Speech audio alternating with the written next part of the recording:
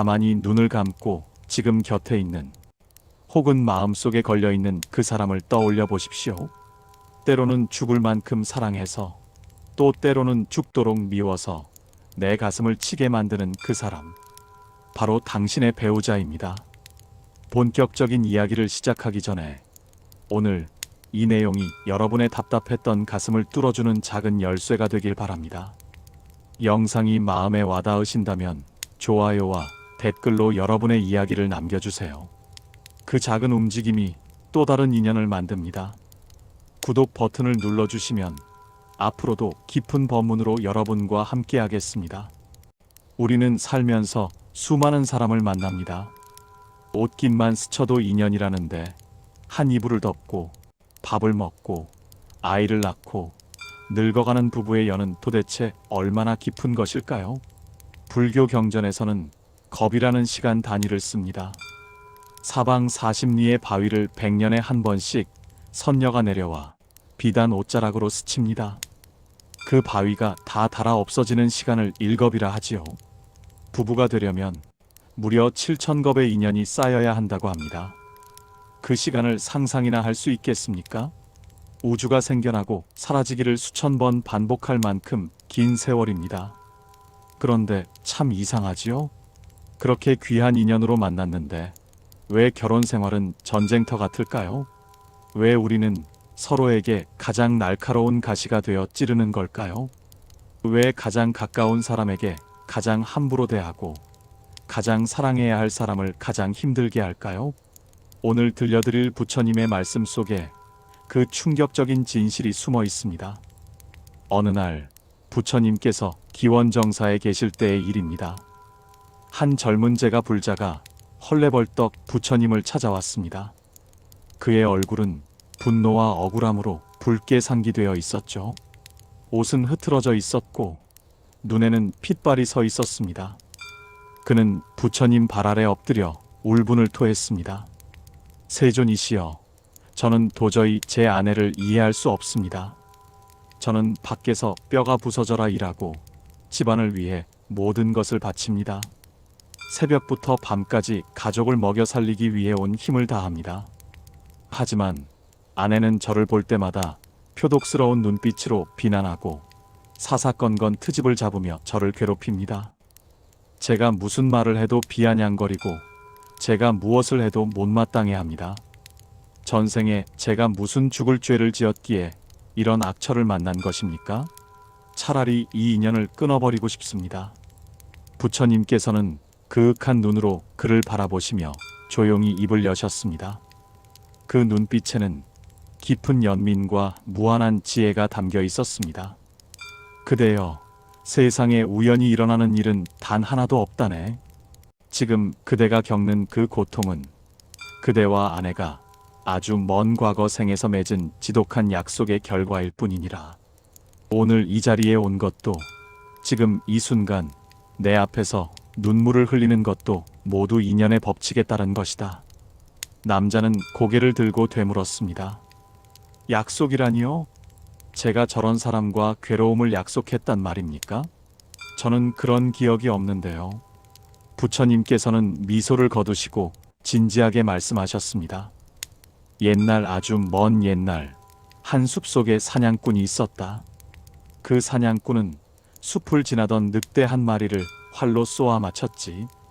늑대는 피를 흘리며 도망쳤고 사냥꾼은 그 늑대를 끝까지 쫓아가 숨통을 끊으려 했다. 늑대는 간신히 숨어 살려달라고 애원하는 듯한 눈빛을 보냈지만 사냥꾼은 귀찮다는 듯 화살을 날렸다. 하지만 늑대는 죽어가는 순간 사냥꾼을 노려보며 뼈에 사무치는 원한을 품었다. 내 반드시 다시 태어나 너에게 이 고통을 되돌려 주리라. 내가 느낀 이 공포와 절망을, 내가 흘린 이 피눈물을 내가 똑같이 느끼게 해주리라. 그 사냥꾼이 바로 지금의 그대요. 그때 죽어가던 늑대가 바로 지금 그대의 아내이니라. 남자는 충격에 입을 다물지 못했습니다. 온몸이 부들부들 떨렸습니다. 부처님의 말씀은 계속되었습니다. 인연이란 사랑으로만 맺어지는 것이 아니다. 오히려 갚아야 할 빚이 있을 때, 원한이 깊을 때, 그 빚을 가장 확실하게 받아내기 위해 부부라는 가장 가까운 사이로 태어나는 경우가 많다. 부모 자식도 마찬가지요. 부부도 마찬가지다. 서로 멀리 떨어져 있으면 빚을 갚을 수도 원한을 풀 수도 없지 않느냐. 그래서 눈만 뜨면 마주보는 부부로 만나 전생에 주었던 고통만큼, 아니 그보다 더한 괴로움을 주고받으며 서로의 업카머을 정산하고 있는 것이다. 여러분, 소름 돋지 않으십니까? 우리가 흔히 천생연분이라고 말하며 낭만적으로 포장하는 부부관계의 이면에는 사실 철천지원수였던 과거가 숨어 있을 수도 있다는 것입니다. 왜 나한테만 이래? 라고 묻지 마십시오. 왜 하필 내가 이런 사람을 만났지? 라고 원망하지 마십시오. 불교적 관점에서 볼 때 지금 배우자가 나에게 주는 모욕, 무시, 고통은 사실 내가 언젠가 그에게 주었던 것들이 부메랑이 되어 돌아온 것입니다. 물론 이것을 문자 그대로 내가 전생에 늑대를 죽였나? 라고 해석할 필요는 없습니다. 핵심은 인과응보의 법칙입니다. 내가 콩을 심어놓고 팥이 나오기를 바랄 수는 없습니다. 지금 내 배우자가 나를 힘들게 한다는 것은 내 영혼의 장부에 마이너스 통장이 있다는 뜻입니다. 빚쟁이가 빚을 받으러 왔는데 문을 걸어 잠그고 욕을 한다고 해서 그 빚이 사라질까요? 아닙니다. 이자는 더 불어나고 빚쟁이는 더 독하게 변합니다. 그리고 다음 생에는 더욱 가혹한 방법으로 빚을 받아내려 할 것입니다. 또 다른 제자 아난다가 부처님께 여쭈었습니다. 세존이시여, 그렇다면 악연으로 만난 부부는 평생 고통 속에서 서로를 미워하며 살아야만 합니까? 전생에 업보라 하여 무조건 참고 당하고만 살아야 한다는 것은 너무나 가혹하지 않습니까? 그것은 마치 출구 없는 감옥에 갇힌 것과 같지 않습니까? 부처님께서는 고개를 저으셨습니다. 아난다여, 그렇지 않다. 업은 고정된 실체가 아니다. 업은 물처럼 흐르는 것이요, 구름처럼 변화하는 것이다. 우리가 부부로 만난 진짜 이유는 서로를 괴롭히기 위함이 아니라 그 빚을 갚고 인연을 완성하기 위함이다. 빚을 갚는 방법에는 두 가지가 있다. 하나는 똑같이 싸우며 새로운 빚을 만드는 것이고, 다른 하나는 내가 갚을 것이 있어 저 사람이 왔구나 하고 알아차려 그 고통을 받아들이고 녹여내는 것이다. 후자를 선택하는 순간 그대는 업의 사슬에서 벗어나 자유로워진다. 이 대목이 오늘 이야기의 핵심입니다. 많은 분들이 배우자와의 갈등을 성격 차이나 상대방의 인격 문제로만 봅니다. 그래서 상대를 고치려 들죠. 술 좀 그만 마셔. 말 좀 예쁘게 해. 돈 좀 아껴 써. 시댁 좀 신경 써. 친정 좀 챙겨. 하지만 상대를 바꾸려 할수록 지옥문이 열립니다. 왜냐고요? 그 사람은 나를 괴롭히기 위해 온 수행의 도구이기 때문입니다. 도구에게 화를 낸들 도구가 바뀌겠습니까? 거울에 비친 내 못난 모습을 보고 거울을 때린다고 해서 거울 속 모습이 아름다워지겠습니까? 부처님께서는 이렇게 덧붙이셨습니다. 만약 내 아내가 너에게 화를 낼 때 너 또한 화를 내며 맞선다면 그것은 타고 있는 불에 기름을 붓는 것과 같다. 그것은 전생의 원한을 갚는 것이 아니라 내생으로 이어질 또 다른 원한의 씨앗을 심는 것이다. 하지만 상대가 너를 비난할 때 내가 지은 업이 소멸되고 있구나 라고 생각하며 연민의 눈으로 바라본다면 그 순간 업의 사슬은 끊어지고 악연은 선연으로 바뀐다. 마치 얼음이 녹아 물이 되듯 원한은 사라지고 자비만 남게 된다. 쉬운 일이 아닙니다. 당장 눈앞에서 나를 무시하는 배우자를 보고 내 업장이 소멸되는구나, 감사합니다라고 생각하기란 성인군자가 아니고서야 불가능해 보입니다. 하지만 시각을 바꿔야 합니다. 관점이 바뀌면 세상이 바뀝니다. 지금 여러분의 남편, 여러분의 아내는 단순한 동반자가 아닙니다. 내 영혼을 성숙시키기 위해 배정된 가장 강력한 트레이너입니다. 헬스장에서 무거운 역기를 들 때 근육이 찢어지는 고통을 느끼죠. 하지만 우리는 압니다. 그 고통이 나를 강하게 만든다는 것을요. 배우자가 주는 정신적 고통도 마찬가지입니다. 그 사람이 나를 힘들게 할수록 내 인내심의 근육, 자비심의 근육, 지혜의 근육은 자라납니다. 편안한 삶 속에서는 결코 자랄 수 없는 영혼의 근육이 자라나는 것입니다. 재미있는 이야기를 하나 더 해드릴까요? 불경에는 이런 비유가 나옵니다. 흙탕물이 든 컵이 있습니다. 이 흙탕물을 맑게 하려면 어떻게 해야 할까요? 가만히 두면 찌꺼기가 가라앉겠지만 누군가 컵을 툭 치면 다시 흙탕물이 됩니다. 거름망으로 거른다 해도 미세한 찌꺼기는 남습니다.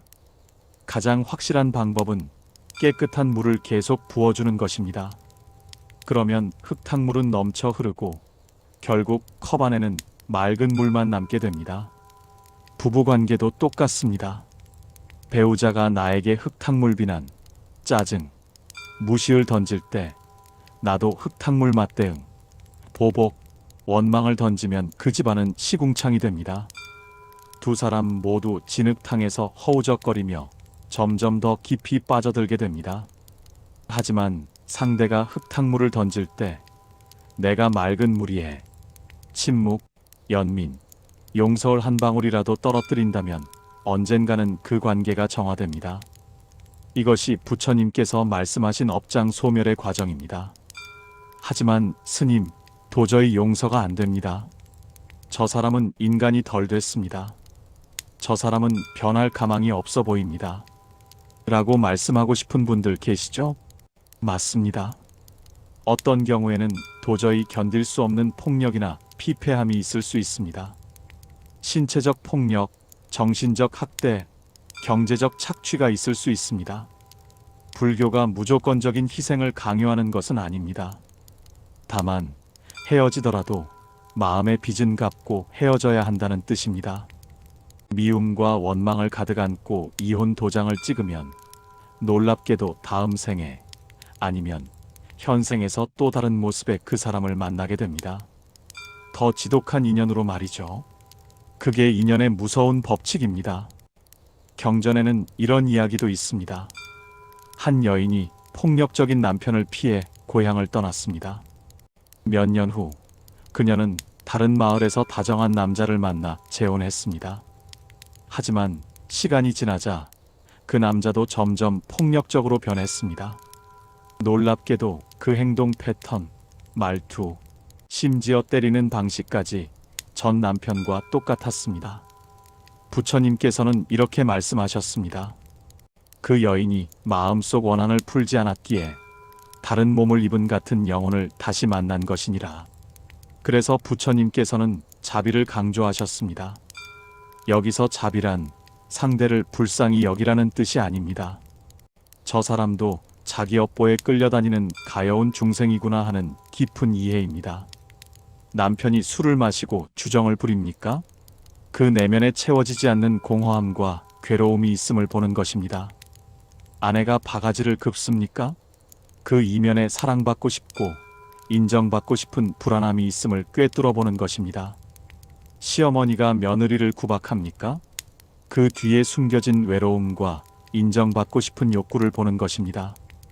겉으로 드러난 행동가시만 보면 찔려서 아프지만 그 안의 마음 상처를 보면 안쓰러움이 생깁니다. 그 안쓰러움이 생기는 순간 여러분은 전생의 업보에서 해방되는 것입니다. 피해자에서 치유자로 변하는 것입니다. 부처님과 제자의 대화를 조금 더 들어보겠습니다. 이번에는 사리불이 묻습니다. 세존이시여, 부부로서의 연이 다하여 헤어지거나 혹은 사별하여 혼자가 되는 것은 어떤 의미입니까? 그것은 실패를 의미하는 것입니까? 사리불이여, 옷이 낡으면 갈아입듯이 인연의 유효기간이 다하면 흩어지는 것이 세상의 이치다.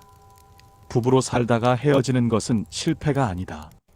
그 기간 동안 서로에게 배울 것을 다 배웠고 갚을 것을 다 갚았기에 졸업하는 것일 수도 있다. 중요한 것은 함께 있는 동안 무엇을 배웠는가이다. 서로를 갉아먹으며 시간을 보냈다면 숙제를 하지 않고 학교를 마친 것과 같고 고통 속에서도 성장을 이루었다면 훌륭하게 과정을 마친 것이다. 헤어진 뒤에도 상대를 원망하지 않고 감사할 수 있다면 그것이야말로 가장 아름다운 이별이니라. 여러분, 지금 옆에 있는 배우자를 한번 떠올려 보세요. 그 사람은 내 인생을 망치러 온 악마가 아닙니다. 내 영혼의 가장 아픈 부분을 치유하기 위해 가장 적나라한 모습으로 내 앞에 나타난 거울입니다. 내가 이기적인 사람이라면 이기적인 배우자를 만나 내 모습을 보게 됩니다. 내가 의존적인 사람이라면 무책임한 배우자를 만나 홀로 서기를 배우게 됩니다. 내가 통제욕이 강하다면 반항적인 배우자를 만나 놓아줌을 배우게 됩니다. 결국 부부관계의 해답은 나에게 있습니다. 내가 변해야 내가 행복하다는 생각은 망상입니다. 불교의 핵심은 모든 것은 나로부터 비롯된다는 것입니다. 내가 맑아지면 세상이 맑아집니다. 내가 배우자를 바라보는 눈을 원수에서 스승으로 바꾸는 순간 지옥 같던 집안은 수행처가 되고 갈등은 깨달음의 재료가 됩니다. 부처님께서는 이렇게 말씀하셨습니다. 집 밖의 절에서 절을 100번 하는 것보다 집안에서 화난 배우자 앞에서 마음을 다스리는 것이 더 큰 수행이다. 산속 동굴에서 참선하는 것보다 시끄러운 집안에서 평정심을 유지하는 것이 더 어려운 수행이다. 그러므로 부부로 사는 것 자체가 가장 강력한 수행의 길이니라.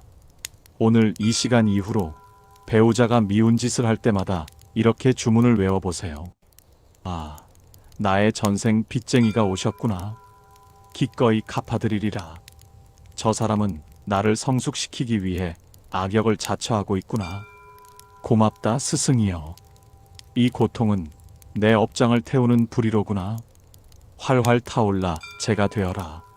말도 안 된다고요? 속는 셈 치고 한번 해보십시오. 마음속으로 윽박지르고 미워할 때보다 훨씬 더 마음이 편안해지고 상황이 유연해지는 기적을 경험하게 될 것입니다. 이것이 바로 부처님이 말씀하신 지혜, 고통을 행복으로 바꾸는 연금술입니다. 납을 금으로 바꾸는 것보다 더 위대한 변화가 일어납니다. 어떤 분은 이렇게 말씀하실 수 있습니다. 그래도 배우자가 외도를 했는데 그것도 받아들여야 합니까? 부처님께서는 이렇게 답하셨습니다. 받아들이라는 것은 그 행위를 허락하라는 뜻이 아니다. 그 상황 속에서도 마음의 평정을 잃지 말라는 뜻이다. 상대의 잘못을 분명히 지적하되 내 마음까지 지옥으로 끌고 가지는 말라는 것이다. 용서는 상대를 위한 것이 아니라 나를 위한 것이니라. 우리는 왜 부부로 만났을까요? 서로의 눈물을 닦아주고 모난 부분을 다듬어주며 결국에는 얽히고 설킨 업의 실타래를 풀어 함께 해탈의 길로 나아가기 위해서입니다. 지금의 고통은 그 과정일 뿐입니다. 너무 아파하지 마십시오. 이 또한 지나갑니다. 그리고 그 끝에는 한층 더 성숙해진 빛나는 여러분의 영혼이 서 있을 것입니다. 혹시 지금 이혼을 고민하고 계신 분이 계십니까? 부처님께서는 이혼 자체를 나쁘다고 하지 않으셨습니다. 다만 이렇게 말씀하셨습니다. 떠나기 전에 먼저 내 마음을 정리하라. 원망을 내려놓고 감사를 찾아라. 그 사람이 내게 준 고통 뒤에 숨겨진 선물을 발견하라. 그렇게 평화롭게 이별할 수 있다면 그것은 새로운 시작이 될 것이다. 하지만 원한을 품고 떠난다면 그것은 도망일 뿐 해결이 아니니라. 오늘의 이야기가 여러분의 부부관계에 작은 쉼표가 되었기를 바랍니다. 힘든 결혼 생활 속에서도 묵묵히 자신의 길을 닦고 계신 여러분 모두가 진정한 수행자입니다. 오늘 밤에는 잠든 배우자의 얼굴을 보며 미움 대신 연민의 마음을 한번 보내보시는 건 어떨까요? 그 사람도 힘들게 살아가고 있는 또 하나의 영혼임을 기억해 주세요. 마지막으로 부처님의 말씀 하나를 전합니다. 부부가 서로 존중하고 이해하며 산다면 그들의 집은 천상보다 아름답다. 하지만 서로 미워하고 원망하며 산다면 그들의 집은 지옥보다 참혹하다. 천국과 지옥은 저 먼 곳에 있는 것이 아니라 바로 여러분의 마음 속에, 그리고 부부관계 안에 있느니라. 모두가 평온하고 행복하시기를 진심으로 기원합니다. 오늘도 수고 많으셨습니다.